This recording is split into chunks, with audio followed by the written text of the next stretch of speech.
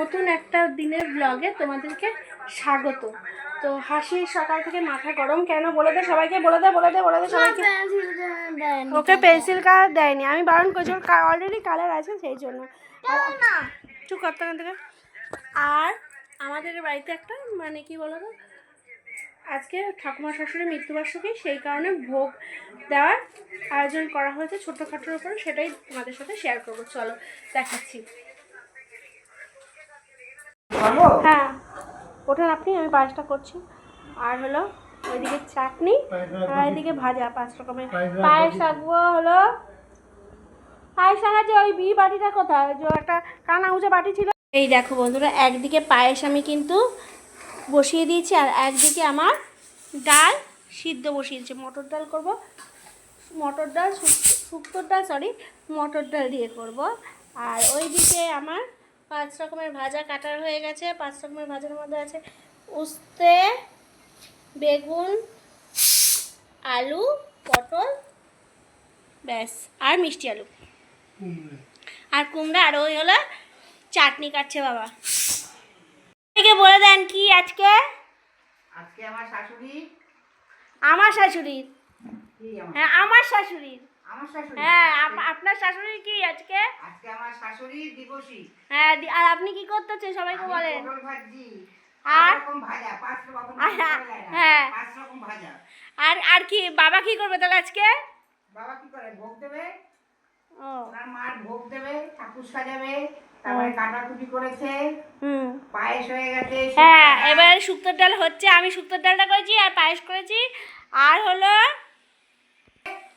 মা হলো এইদিকে ডিপার্টমেন্ট, আর আমি আবার পনির টনির শাক যা কিছু আছে সব আমি যাবতীয় আবার করব। তো এখন এই পর্যন্ত রাখছি, আবার পরে তোমাদের সাথে কথা হবে। এই দেখো বন্ধুরা, সব কিন্তু সাজানো হয়ে গেছে। এই দেখো তোমার এখানে দিয়েছি হলো অন্ন, ডাল, চাটনি, পায়েস, ভাজা আর 5 রকমের ভাজা। তো এখানেও সেই সেমই জিনিসের দুটো তোমার পারস পাড়া হয়েছে। আর হাসি ডাইনি কী করছে দেখি, তোমরা দেখতেই পেলে বন্ধুরা, কিন্তু সব কিছু কিন্তু রেডি করে রেখে দেওয়া হয়েছে। এরপরে সব এবার তোমার থালাগুলো নিয়ে যাওয়া হবে ঠাকুরের সামনে। আর আমার এখনও বজরংবলীকে দেওয়া হয়নি। এই যে বজরংবলীকে তোমার সাজানো হয়ে গেছে, দেখো। এখন শুধু বাটানে ঠাকুরকে দিলেই হয়ে যাবে। আর তোমার হাসি গিয়েছে হলো স্নান করতে, ওকে আসতে পরেই এখন কি করতে বসাবো বলো তো? পড়াতে বসাবো।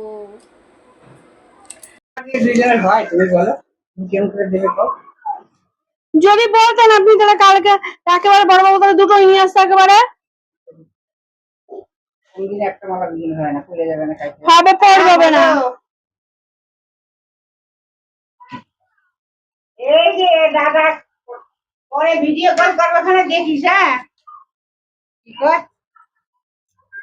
কি কয় বুঝিও না, কি বলি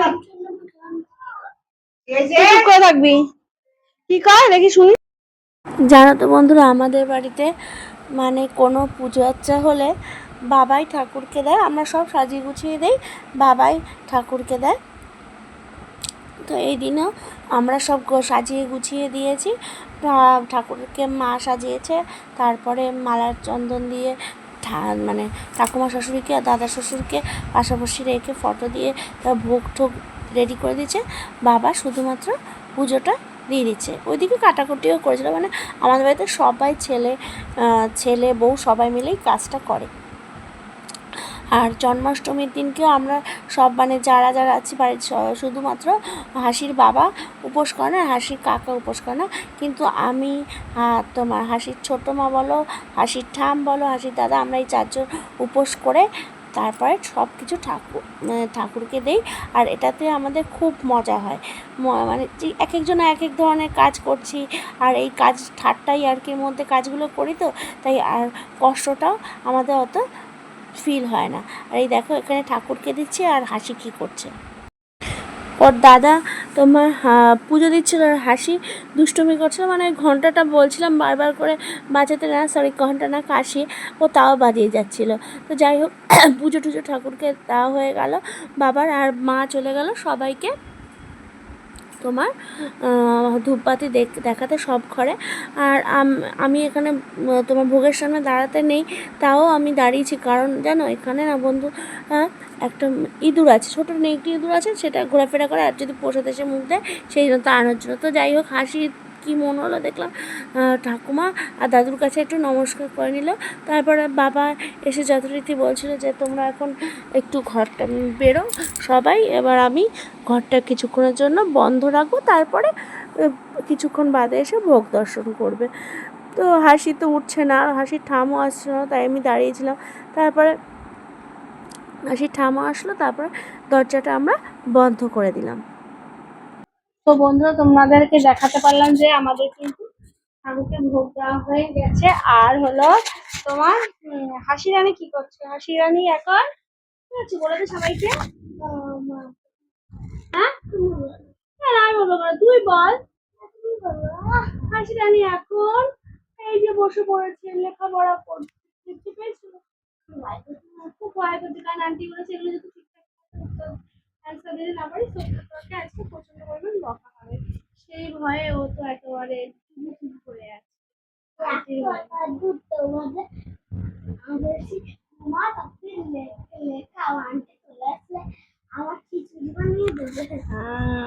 ঠিক আছে, বাবা একটু আগে আমাকে তোমার কি দিয়ে গেছে বলো তো? এই যে মাখা প্রসাদ দিয়ে গেছে। আর হাসি বলেছে কি তোমাদের কি মাখা প্রসাদ ভালো লাগে না বলো বন্ধুরা? মাখা প্রসাদ আমি খাবো। কেন খাবি না তুই? ভাত খাবো। তাই? আচ্ছা। বিকেলবেলা আমি চা খেয়ে একটু সোদপুরে গেছিলাম একটা ব্লাউজ কিনতে। ব্লাউজের দোকানে যাওয়ার আগে এই দোকান থেকে আমি দুটো কাপ কিনেছিলাম। তো কেন সোদপুরে গেছিলাম সেটাও তোমাদেরকে পরের ভিডিওতে জানাবো। অনেক হয়ে গেছে, প্রায় 11:30 বাজে। আর আমি এখন সবে রাতের ডিনার করতে বসেছি। কী দিয়ে ডিনার করতে বসেছি দেখাচ্ছি। এই যে দেখো, ধাপ্পা প্রসাদ মেখেছিল, আবার তাহলে আমি ধাপ্পা প্রসাদ দেবো, মানে মাধবপুরি আর পায়েস আছে এখন। সেই দিয়ে আজকে ডিনারটা কমপ্লিট করবো। ব্লগটাকে আর কন্টিনিউ করবো না, টাটা।